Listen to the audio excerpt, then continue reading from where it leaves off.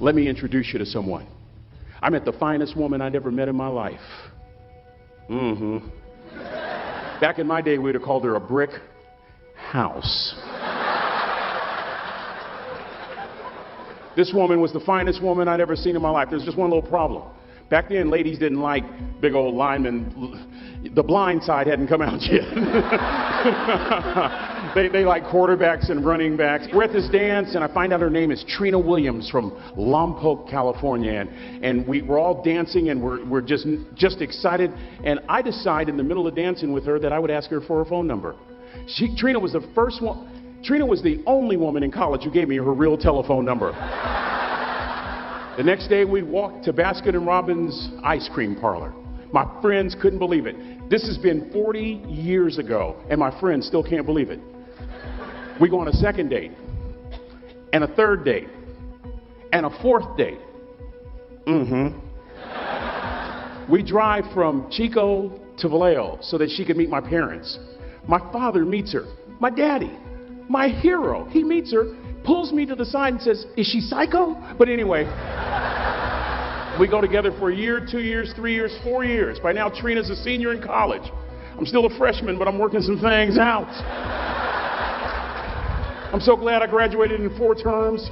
Nixon, Ford, Carter, Reagan. So now it's time to propose. So I talk to her girlfriends, and it's California. It's in the 70s, so it has to be outside. You have to have a candle, and you have to have, some chocolate. And listen, I'm from the hood. I had a bottle of Boone's Farm wine. That's what I had. She said yes. That was the key. I married the most beautiful woman I'd ever seen in my life. Y'all ever been to a wedding, and even before the wedding starts, you hear this? How in the world?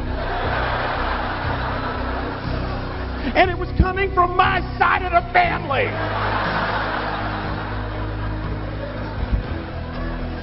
We get married. We have a few children.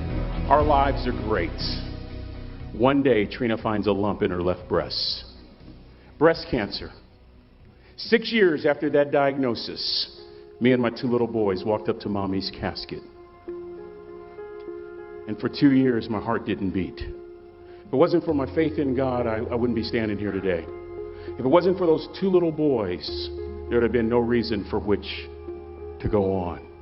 I was completely lost. That was rock bottom. You know what sustained me? The wisdom of a 3rd grade dropout. The wisdom of a simple cook. We're at the casket. I'd never seen my dad cry. But this time I saw my dad cry. That was his daughter. Trina was his daughter, not his daughter-in-law. And I'm right behind my father, about to see her for the last time on this earth. And my father shared 3 words with me that changed my life right there at the casket. It would be the last lesson he would ever teach me. He said, "Son, just stand. You keep standing. You keep standing. No matter how rough the sea, you keep standing." And I'm not talking about just water. You keep standing. No matter what, you don't give up. And as clearly as I'm talking to you today, these were some of her last words to me. She looked me in the eye and she said, "It doesn't matter to me any longer how long I live. What matters to me most is how I live." I ask y'all one question, a question that I was asked all my life by a 3rd grade dropout. How you living? How you living? Every day, ask yourself that question, how you living? Here's what a cook would suggest you to live this way. That you would not judge. That you would show up early. That you'd be kind. That you'd make sure that servant's towel is huge and used. That if you're going to do something, you do it the right way. That cook would tell you this, that it's never wrong to do the right thing.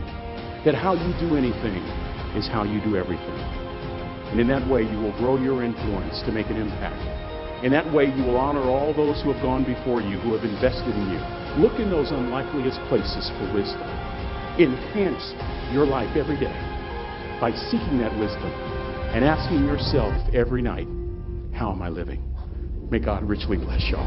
Thank you for having me.